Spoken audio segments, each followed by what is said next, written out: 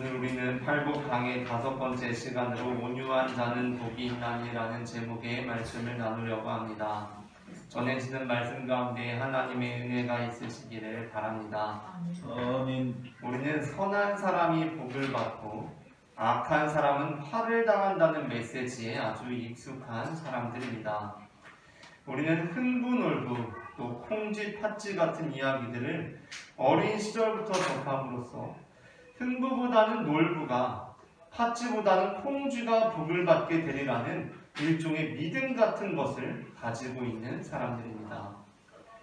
그러나 다른 한편으로 우리는 선한 사람이 복을 받고 악한 사람은 화를 당한다는 메시지가 심각한 도전을 받는 시대를 살아가고 있기도 합니다.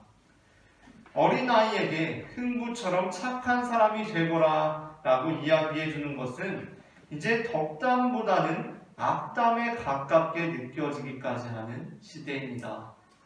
물론 선한 사람이 되어야 하기는 하겠지만 어느 누구도 자신의 자녀가 흥부처럼 되고 싶지는 않은 것입니다. 그렇기 때문에 온유한 자는 복이 있나니 라는 이 예수님의 말씀은 참 좋은 말씀이면서도 당연한 말씀이면서 다소 고리타분한 말씀으로 여겨집니다. 예수님 당시 예수님의 말씀을 듣는 이들에게도 마찬가지였습니다. 온유한 자는 복이 있나니 라는 말씀은 당시 청중들에게 새로운 말씀이 아니었습니다.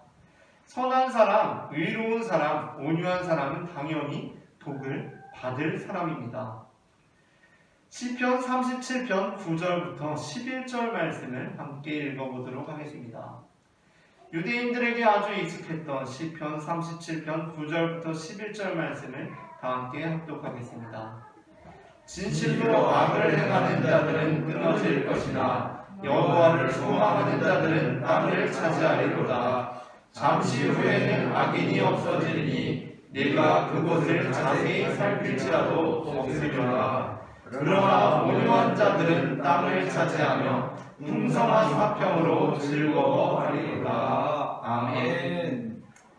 시편 37편에서 다윗은 의인들이 여호와 하나님으로부터 어떠한 복을 누리고 악인들이 어떠한 심판을 당하게 될 것인지를 노래하고 있습니다. 이 말씀은 예수님 당시 유대인들에게 이미 아주 익숙한 말씀이었습니다. 그러나 정작 당시에 땅을 차지하고 있는 사람들이 누구였습니까? 의로운 사람들입니까? 온유한 사람들입니까? 당시 땅은 의인들, 선한 사람들의 차지가 아니라 칼을 들고 싸울 수 있는 사람들의 것이었습니다. 오히려 온유한 민족은 호전적인 민족에 의해서 땅을 빼앗기기 일쑤였고 복보다는 화를 당하게 되고 말았습니다. 이러한 상황 속에서 그 복은 아주 미래의 일로 멀어지게 되었고 그렇기 때문에 여전히 온유한 자는 복이 있다 라는 예수님의 말씀은 다소 고리타분한 말씀으로 여겨졌을 것입니다. 그러나 그럼에도 불구하고 예수님께서는 여전히 온유한 자는 복이 있다 라고 말씀하십니다. 심지어 예수님께서는 아주 어색한 표현임에도 불구하고 스스로의 온유함에 대해서 말씀하신 적이 있으십니다. 마태복음 11장 28절부터 30절 말씀을 다 함께 합독하도록 하겠습니다. 수고하고 무거운 짐진 자들아 다 내게로 오라. 내가 너희를 쉬게 하리라. 나는 마음이 온유하고 겸손하니 나의 멍에를 메고 내게 배우라. 그리하면 너희 마음이 쉼을 얻으리니 이는 내 멍에는 쉽고 내 짐은 가벼움이라 하시니라. 아멘. 우리가 이 말씀을 읽을 때 우리는 스스로를 온유하고 겸손하다고 칭하시는 예수님의 말씀이 조금 민망하고 어색하게 느껴지기도 합니다. 하지만 당시 아무도 온유한 삶을 추구하지 않는 상황이라면 이 말씀은 다르게 읽힐 수 있습니다. 물론 온유한 사람이 복을 받는 것, 온유한 자들이 땅을 차지하리라는 것은 이미 우리에게나 예수님 당시 사람들에게나 아주 익숙한 말씀입니다. 하지만 현실은 어떻습니까? 온유한 자들은 복을 받으리라, 땅을 차지하리라는 말씀이 매우 익숙하면서도 동시에 아무도 온유한 사람이 되려고 하지를 않습니다. 온유한 삶을 살아가게 되면 오히려 피해를 보고 땅을 빼앗기게 될 것이라고 생각합니다. 그래서 우리는 오히려 온유한 자들이 되기보다는 칼을 들고 싸우는 자가 되려고 할 때가 많이 있습니다. 그런데 그러한 상황 속에서 다시 온유의 길을 걷고자 하는 이가 있습니다. 온유의 가치를 우리에게 가르쳐 주시는 분이 있습니다. 그러므로 우리는 이 말씀을 통해서 아니 어떻게 자기 스스로를 온유하고 겸손하다고 할 수가 있지? 라고 의아해 하는 것이 아니라 온유와 겸손의 미덕이 무가치한 것으로 여겨져서 아무도 그 덕목을 추구하지 않는 시대적인 기류가 흐르고 있을 때 다시 온유와 겸손을 말씀하시는 예수님을 바라보면서 나 역시 그와 한 팀이 될 수 있겠는가? 나 역시 그 품에 안길 수 있겠는가? 지금 이 시대에 온유와 겸손에 우리가 동행할 수 있는가? 라는 질문을 던질 수 있어야 한다는 것입니다. 그렇기 때문에 사도 바울은 온유를 자신의 가장 유명한 2개의 리스트에 모두 포함시키고 있습니다. 과연 성령의 열매는 어떠한 것들인가에 대해서 사도 바울은 갈라디아서 5장 22절부터 23절에서 이렇게 말씀하고 있습니다. 다 함께 갈라디아서 5장 22절부터 23절의 말씀을 합독해 보도록 하겠습니다. 오직 성령의 열매는 사랑과 희락과 화평과 오래 참음과 자비와 양선과 충성과 온유와 절제니 이 같은 것을 금지할 법이 없느니라. 아멘. 또한 사랑이란 무엇인가에 대해서도 사도 바울은 이렇게 말씀합니다. 고린도전서 13장 4절의 말씀입니다. 사랑은 오래 참고 사랑은 온유하며 시기하지 아니하며 사랑은 자랑하지 아니하며 교만하지 아니하며. 아멘. 예수 그리스도를 영접하고 그 안에 성령님께서 내주하는 사람, 그래서 그 삶이 자신의 의지와 뜻대로 흘러가는 것이 아니라 성령님의 사역이 되고 성령의 열매가 되는 사람, 그 사람은 어떠한 사람인가? 사도 바울은 예수님처럼 온유한 사람이다 라고 말씀하고 있습니다. 또한 그리스도인으로서 우리가 하나님에 대하여 그리고 이웃에 대하여 행해야 하는 가장 위대한 행위가 사랑이라고 할 수가 있겠는데, 과연 그 사랑이라는 것은 어떻게 행하는 것이 사랑이냐라고 할 때 사도 바울은 우리가 하나님을 사랑하고 이웃을 사랑한다는 것은 하나님에 대해 그리고 이웃에 대해 온유하게 대하는 것이다 라고 말씀합니다. 그렇다면 예수님께서 말씀하시는 온유한 자라는 것은 어떠한 사람이 되는 것을 의미합니까? 1차적으로 온유하다는 것은 앞서 우리가 말씀드린 것처럼 싸우지 않는 것을 의미합니다. 화를 잘 내지 않는 착한 성품, 친절한 사람을 온유한 사람이라고 합니다. 기본적으로 성경의 많은 구절들이 온유함과 다투지 않는 것을 연결짓고 있습니다.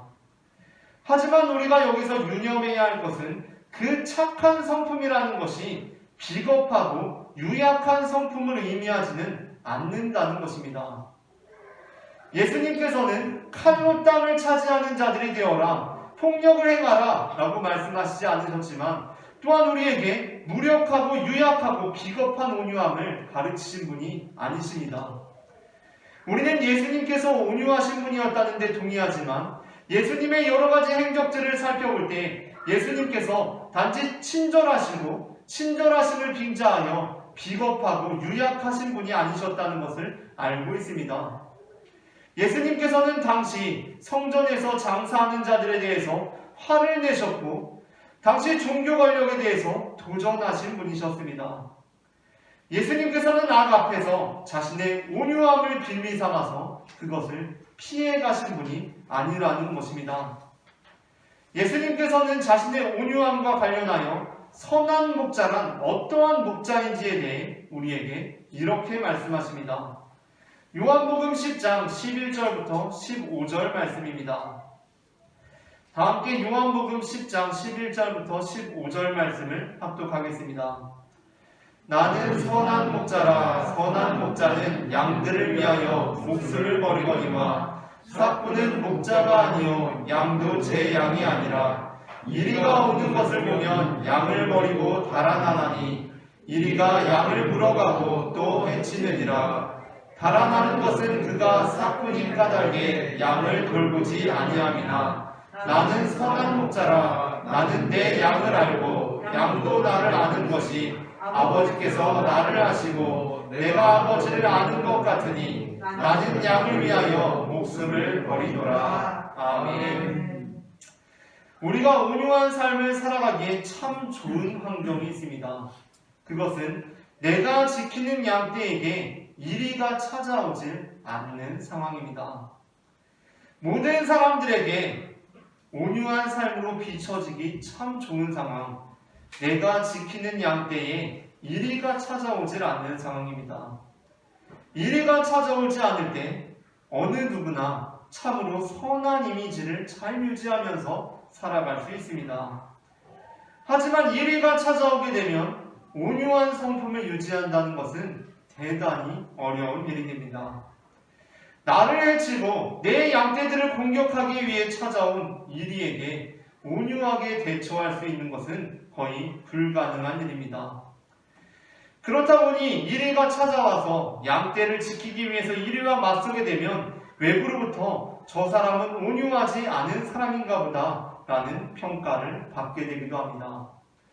그런데 예수님께서는 바로 이 상황 속에서 새로운 선함, 새로운 온유함에 대해서 우리에게 가르쳐주고 있습니다. 이리가 찾아왔을 때 선한 목자, 온유한 사람은 어떠한 사람인가? 그 이리와 맞서는 자가 곧 선한 목자라는 것입니다. 요즘 세대의 아이들은 그리고 저보다 윗세대의 분들이 주로 어릴 때에 읽었던, 접했던 흥부놀부, 콩쥐팥쥐 같은 그런 동화들도 잘 읽고 있지만 그와는 다른 종류의 동화들도 많이 접하고 있는 것 같습니다. 제가 제 자녀들을 기르면서 이제 동화책들을 읽다 보니까 요즘 아주 유명했던 베스트셀러였던 한 동화가 이러한 내용으로 이루어져 있습니다. 어떤 암탉이 닭장으로부터 나와서 야생을 경험한 이야기입니다. 이 이야기에서 한 암탉은 그 야생을 경험하면서 닭장을 벗어나서 야생을 경험하면서 자신을 못살게 구는 아주 못된 족제비를 만나게 됩니다. 그리고 그로부터 심한 공경과 어려움에 처하게 됩니다. 우리가 이 이야기를 어린아이들이 읽는 동화라고 이렇게 생각하고 있다 보면 결국에는 암탉이 흥부처럼 복을 받고 족제비는 놀부처럼 벌을 받겠구나 라는 생각을 하게 됩니다. 그런데 이 동화의 후반부는 제가 생각했던 것과는 전혀 다른 동화의 내용을, 또 다른 이야기의 이면을 보여주고 있었습니다. 그것은 이 이야기가 후반으로 치달으면서 내내 악역으로 그려지던 족제비 역시 사실은 굶주리고 있는 자신의 자녀들을 먹이기 위해서 또한 자신을 위협하는 맹수들이 가득한 야생에 던져진 어머니였다는 것입니다. 저는 이 동화를 접하고 요즘 동화는 흥부놀부 콩쥐팥쥐 같지가 않다는 것이 생각되면서 너무 어렵구나 내용이, 그런 생각들을 하게 되기도 하고, 또 한편으로는 흥부놀부 콩쥐팥쥐로 다 담아내지 못하는 이 복잡한 현실의 문제를 잘 포착하고 있다는 생각을 하게 되었습니다.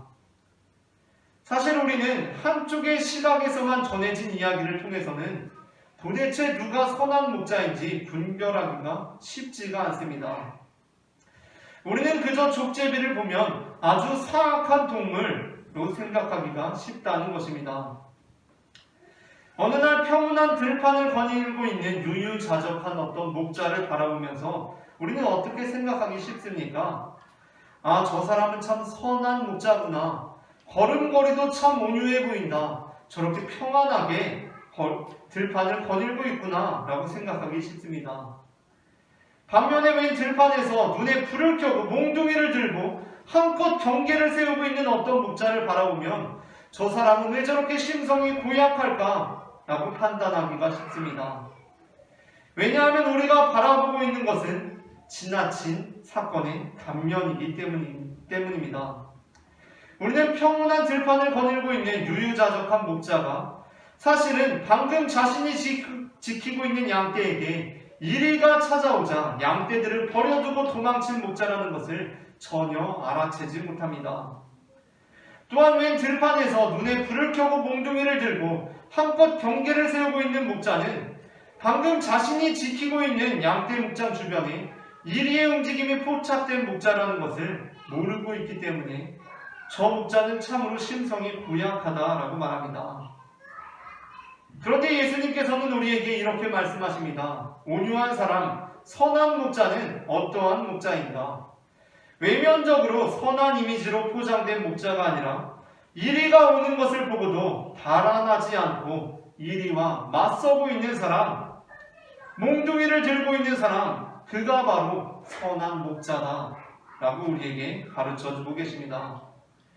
물론 그가 외부로부터 볼 때는 그다지 온유하다는 평가를 받지 못할지도 모르겠습니다. 그러나 예수님께서는 진정한 온유함은 사건의 단면밖에 알지 못하는 사람들에 의해 평가 내려지는 것이 아니라 온 우주를 주관하시는 하나님의 전지하심에 의해서 판단될 것이라고 말씀하신다는 것입니다. 그러므로 예수님께서 말씀하시는 온유한 자는 당연히 싸움과 폭력으로 땅을 빼앗는 자들이 되는 길로부터 떠난 사람들을 의미합니다. 온유한 자들이 된다는 것은 싸움과 폭력으로 땅을 빼앗는 자들이 되는 것이 아닙니다. 이들은 당시 싸움과 폭력으로 땅을 빼앗던 로마 제국과는 다른 길을 걷기로 한 사람들입니다. 그러나 그렇다고 해서 그러한 현실로부터 도피하여서 유유자적한 산속에 들어가서 자신의 온유함을 지키며 살아가는 것을 의미하는 것이 아닙니다. 오히려 예수님께서 말씀하시는 온유한 자라는 것은 그렇게 싸움과 폭력으로 땅을 빼앗는 자들에 맞서는 것입니다. 성경에는 온유함의 대표주자라고 한다면 대부분의 사람들이 모세를 떠올리곤 합니다. 그도 그럴 것이 모세가 어떤 온유함을 드러내는 일을 행했기 때문이 아니라 성경 구절이 단도직입적으로 모세가 온유한 사람이었다라고 전해주고 있기 때문입니다. 민수기 12장 3절입니다. 다 함께 민수기 12장 3절 말씀을 합독하겠습니다. 이 사람 모세는 온유함이 지면의 모든 사람보다 더하더라. 아멘. 그냥 모세가 온유한 사람이었다라고 이렇게 명시적으로 우리에게 전해주고 있습니다. 여러분, 그런데 모세가 어떠한 사람입니까? 모세는 바로 앞에 무려 10번을 찾아가서 이스라엘 백성을 내보내줄 것을 요청한 사람입니다. 당시 애굽은 굉장히 오랜 기간 지속되어 왔던 제국으로서 이미 정비되고 안정된 정치적, 사회적 시스템을 갖추고 있는 제국이었습니다. 모세는 바로 그 시스템 앞에 나아가서 이스라엘 백성을 내보내줄 것을 10번을 요청한 사람입니다. 여러분, 우리는 이러한 사람을 우리의 일상생활에서 접하게 되면 이 사람을 온유한 사람이라고 생각합니까? 아니면 온유하지 못한 사람이라고 생각합니까? 예를 들어서 소외된 아동들을 위해서 또는 장애인들을 위해서 그들의 복지와 사회적 안전망을 위해서 지속적으로 목소리를 내고 투쟁의 현장에 동참하는 사람들이 있습니다. 투쟁의 현장에 가보면 참으로 과격해져서 고성이 오가기도 하고 몸싸움이 벌어지기도 합니다. 이러저러 해서 한두 번 어렵다고 하면 받아들일 일이지 계속해서 목소리를 냅니다. 계속해서 투쟁합니다. 계속 그 앞에 찾아와서 이스라엘 백성을 내보내달라고 10번이면 10번이고 계속 이야기합니다. 얼마나 짜증이 납니까? 우리는 그러한 사람들을 온유한 사람들이라고 이야기하지 않습니다. 그러나 그 길이 하나님께서 인도하시는 길이고 그 목적지가 하나님의 나라를 이루는 것일 때 사람의 눈으로 볼 때에는 아무런 문제가 없는 정부 시스템에 무려 10번을 도전한 모세를 하나님께서는 그 사람이 참 온유한 사람이었다라고 평가하셨습니다. 우리는 어떠한 의미에서 온유한 자가 되기를 원합니까? 우리는 다투지 않는 자, 참으로 선한 자들이 되어서 예수님처럼 온유한 자들이 되기를 소망합니다.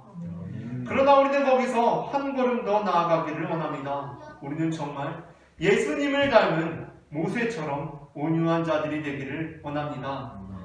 이 땅 가운데 악한 세력이 그 힘을 떨치고 있을 때, 그 위세를 떨치고 있을 때 우리는 홀로 우리의 양떼들을 버려두고 외딴 곳에 떠나가 우리의 온유함을 지키고 있겠습니까? 아니면 예수님처럼 선한 목자가 되어 모세처럼 민족의 지도자가 되어 그 악과 싸우며 투쟁하는 온유한 자가 되겠습니까?